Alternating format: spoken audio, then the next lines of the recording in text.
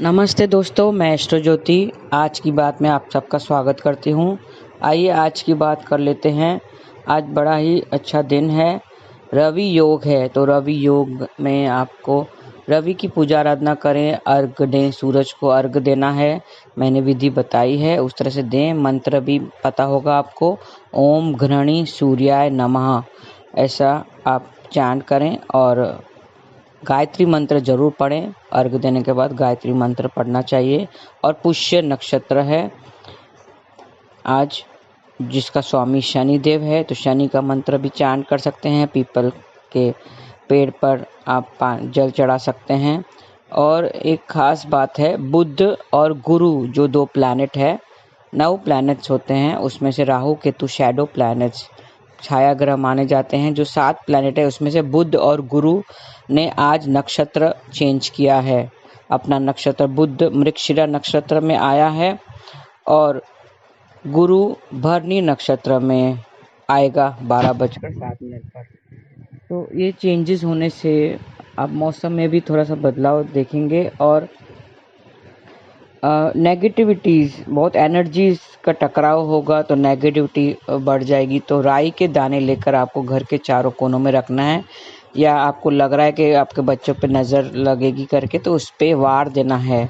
राई के दाने उस पर से 7 बार वार के, 6 बार क्लॉकवाइज और 1 बार एंटी क्लॉकवाइज वार के उसको बाहर फेंक देना है या झाड़ के उधर रख देना है। तो ऐसे करके आप नज़र उतार सकते हैं।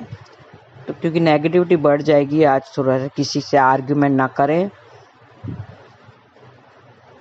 तो नक्षत्र बहुत ही इम्पोर्टेंट है। देखेंगे आप, मैं नक्षत्र की बात करती हूँ। आपका जन्म नाम तो सबको पता ही होता है, अपना नाम, तारीख, डेट ऑफ बर्थ बोलते हैं, और समय। ये एक कुंडली को जानने के लिए ये 3 चीज़ें ज़रूरी होती है कुंडली बनाने के लिए। उसके साथ में आपकी राशि कौन सी है। कभी भी आप पूजा पाठ अगर करवाते हैं, कुछ प्रॉब्लम हो रहा है या घर में शांति के लिए पूजा पाठ कराते हैं, उसमें आपकी राशि जो चंद्र राशि होती है, चंद्रमा जिस राशि में बैठा हुआ है उसको चंद्र राशि कहते हैं। और उसके साथ में नक्षत्र, कौन से नक्षत्र में चंद्रमा है वो आपका जन्म नक्षत्र कहलाता है। वो बहुत ही ज़रूरी है, हर एक को अपना नक्षत्र जान लेना बहुत ज़रूरी है। और 27 नक्षत्र होते हैं, टोटल 27 नक्षत्र होते हैं, जिसको 9 हिस्सों में बांट दिया गया है, 9 रोज बनाए हैं।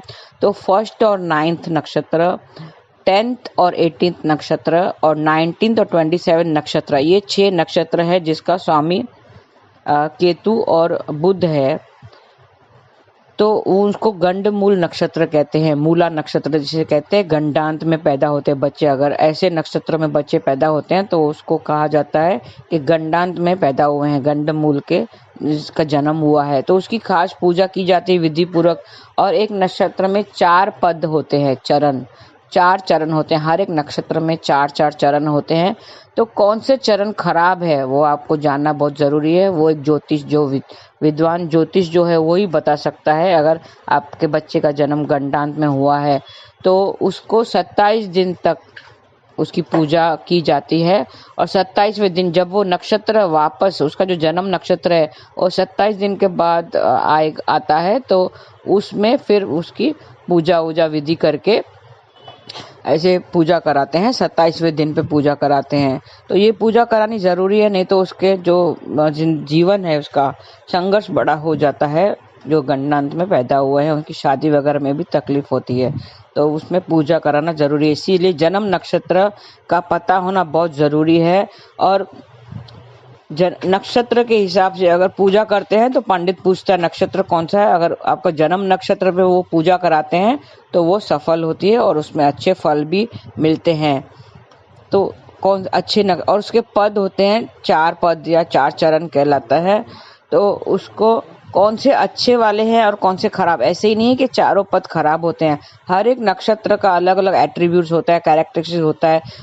नक्षत्र के हिसाब से बता सकता है ज्योतिष के, ये इसका स्वभाव कैसा होगा, इसका चाल चलन कैसा होगा, इसको कौन सी चीज़ें अच्छी लगेगी, कौन सी नहीं अच्छी लगेगी, इसके लिए कौन सा खराब चीज़ है, कौन सी अच्छी चीज़ है। वो सब नक्षत्र पता हो तो नक्षत्र के हिसाब से वो सब ज्योतिष पता बता सकता है। वो इसके लिए वो प्रिडिक्शन बोलते हैं, वो कर सकता है कि इसका आगे क्या आएगी, दुविधा आएगी। और 2-2 घंटों का पीरियड होता है। सपोज आपके बच्चा 3 से 5 के बीच में पैदा हो या 5 से 7 के बीच में पैदा हो, 7 से 9, 9 से 11, 11 से 1, इन सब का भी जो 2-2 घंटों का जो पीरियड है उसमें एट्रीब्यूट्स एक ही होते हैं। सपोज आपको टाइम नहीं पता हो, आपको पता हो 3 से 5 के बीच में पैदा हो, तो वो ज्योतिष बता सकता है कि आपके एट्रीब्यूट्स क्या होंगे और उसके बारे में आप प्रिडिक्शन कर सकते हैं। तो नक्षत्र की बात कर रहे थे, 27 नक्षत्र होते हैं, गंडमूल के बारे में बता दिया। और कुछ ही नक्षत्र ऐसे होते हैं जिसमें पूजा जो जरूरी हो जाती है। जो अच्छे वाले नक्षत्र होते हैं उसमें पूजा कराने की जरूरत नहीं होती है। तो वे ध्यान रखें कि पंडित बोलता है हाँ हम गंडान में पैदा हुए चलो पूजा करा लो, ऐसी नहीं है। कौन सा चरण में वो पैदा हुआ है और वो चरण अच्छा है कि खराब है वो जानना भी बहुत ही ज़रूरी होता है। तो इसके लिए अपना जन्म नक्षत्र पता होना बहुत ज़रूरी है। तो आइए, आज 21 जून है। 21 जून सबसे बड़ा दिन माना जाता है। जब दिन बड़ा होता है और रात छोटी होती है, सबसे बड़ा दिन उसको माना जाता है। और आज अंतर्राष्ट्रीय योग दिवस है। तो योग दिवस की शुभकामनाएं सबको। और योग की शुरुआत भारत से ही हुई थी। जिंदगी में टेंशन व स्ट्रेस से दूर रहने के लिए योग बहुत ही ज़रूरी है। एक मानसिक, अगर कुछ मानसिक पीड़ाओं से गुजर रहा है तो उससे योग करना ज़रूरी है। हर हेल्थ अगर ख़राब है, कोई भी प्रॉब्लम है, स्ट्रेस वगैरह है या बीपी, ये वो सारी प्रॉब्लम्स का उसका जो भी निदान है वो योग से हो सकता है। योग प्राणायाम करेंगे तो उससे आप निकल सकेंगे बाहर, बीमारी से बाहर निकल सकेंगे। योग हमारे शरीर और दिमाग को स्वस्थ करता है। तो इस तरह से योग के बारे में मैं बताता हूँ। योग का एक हिस्सा है ध्यान। योग का एक हिस्सा है ध्यान करना, मेडिटेट करना। हर एक कोई भी जो विद्वान पुरुष होता है, पंडित होता है, गुरु होता है, वो बोलते हैं ध्यान करो। ध्यान क्या होता है? ध्यान क्या है? ध्यान एक योग क्रिया है। मैंने बताया था, एक क्रिया है, योग की क्रिया है, विद्या है, टेक्निक है, आत्म अनुशासन की एक युक्ति है जिसका प्रयोजन है एकाग्रता, तनावहीनता, मानसिक स्थिरता व संतुलन, धैर्य और सहन शक्ति प्राप्त करना। तो धैर्य, अगर मन बेचैन है, मन मचलता है, वैसे मैंने बताया था मन और इंद्रियां को काबू करना बहुत ही मुश्किल है, लेकिन उस एक ही चीज़ से काबू हो सकती है, वो है ध्यान।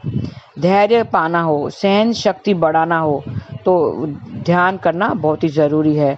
ध्यान अपने अंतर में ही रमण करना का, अपनी अंतर चेतना को विकसित करने का, बाहरी विकारों से मुक्त होकर मन की निर्मलता प्राप्त करने का एक उपकरण है। क्या कहते हैं? ये गीता में बताया गया है कि ध्यान किसको लाभ देता है?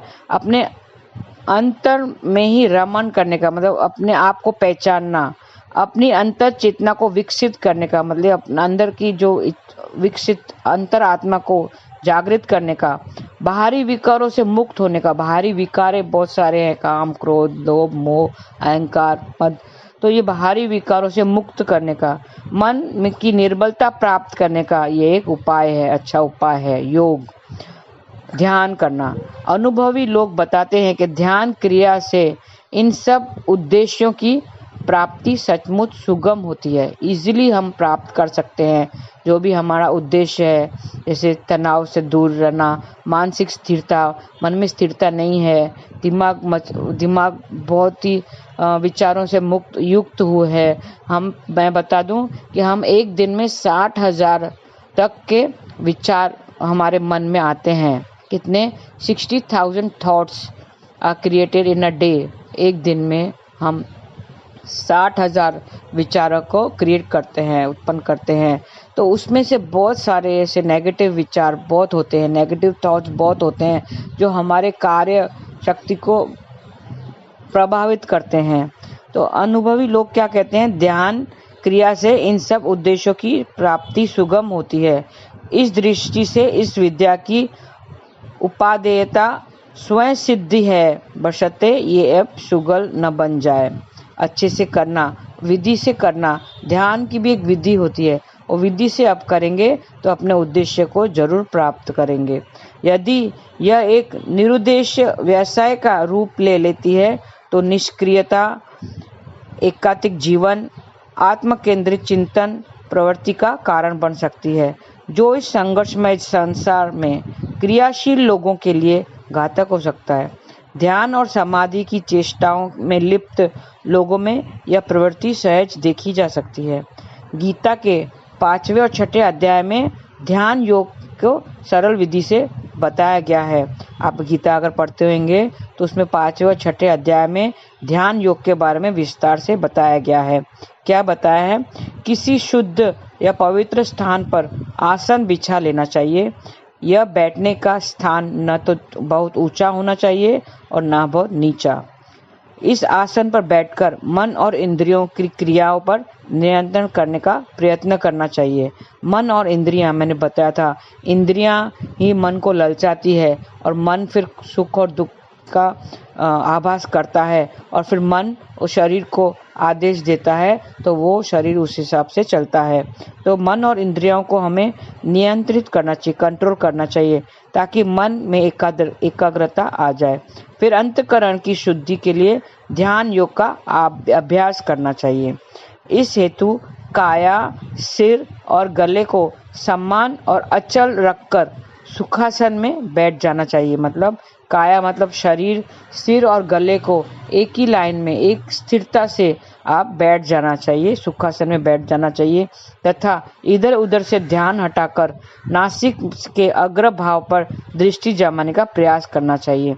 एकाग्र चित्त होकर, एकाग्रता बहुत ही जरूरी है, पूरा अटेंशन से पूरा आप एकाग्र होकर आप ध्यान लगाना चाहिए, अथवा भारी विषयों के चिंतन से मन को हटाकर नेत्रों की दृष्टि को प्रकृति के बीच में स्थिर करके तथा नासिका में विचरण वाले प्राण एवं अपान वायु को सम करना चाहिए।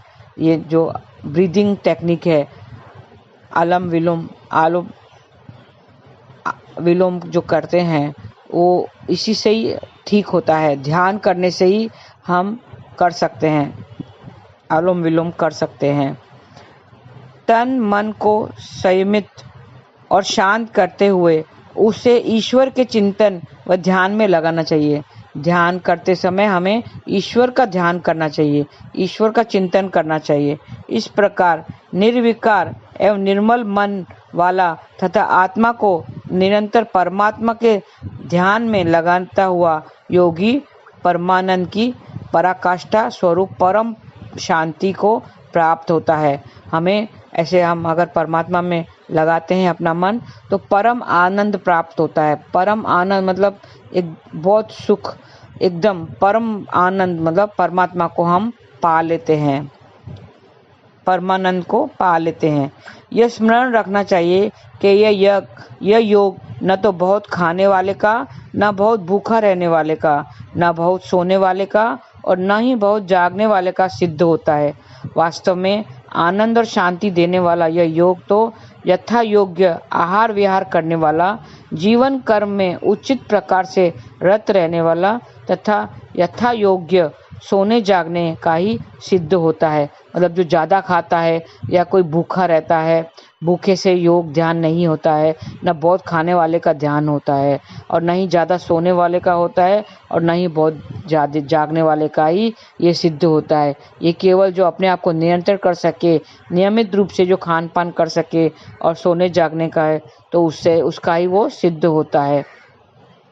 तो इस तरह से थोड़ा सा ये ध्यान के बारे में मैंने बताया। तो ये ध्यान योग में गीता में बहुत अच्छे से बताया गया है, उसका वर्णित किया है। तो आप गीता रोज पढ़िए और ध्यान लगाइए। मेडिटेशन अपने अंतर मन को जगाने का, विकसित करने का एक क्रिया है, जो योग की क्रिया है। आज योग दिवस पर हमें सबको संकल्प लेना चाहिए। संकल्प से ही सृष्टि बनती है। संकल्प से सृष्टि को नियंत्रित कीजिए और अपने आप को, अपने मन को, इंद्रियों को नियंत्रण करके अपने अंतःकरण को विकसित कीजिए, ताकि हम सब बाहरी विकारों से दूर होकर हम परमात्मा में लीन होकर परमात्मा का चिंतन करें और ध्यान करें। एक कोई मंत्र ओम ऐसा करके मंत्र भी जरूरी है, तो एक मंत्र लेकर ओम करके आप उसका लगातार आप जाप करेंगे तो आपका मन एकाग्रत हो जाएगा।